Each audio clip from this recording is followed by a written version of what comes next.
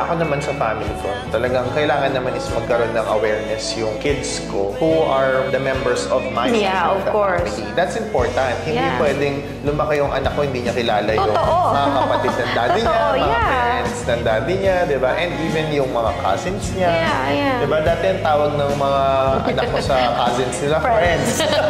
Friends daw. My friends, ganun nila. Pero yun, na-realize nila na dati nagkakaroon pa sila ng struggle na how can I be friends dun sa mga pinsan nila na malalaki na matatanda na. Malayo kasi yung age gap. So you have to introduce your kids to your family for awareness para alam nila kung sino yung kamag-anak nila. Ang ginagawa natin yan, pag may family gathering, di ba? Yeah. Talagang ini-involve natin everyone. Hindi pwedeng, hindi wala si ganito, wala si ganon. But there So, will be a everyone. phase in your life na you can have an opportunity to do that. Pero meron din naman na wala. But you have to think of a way to please introduce your family to correct. your kids, di ba? Hindi pwedeng hindi nila alam. Totoo. Para pag nagkita sila, kilala nila yung family.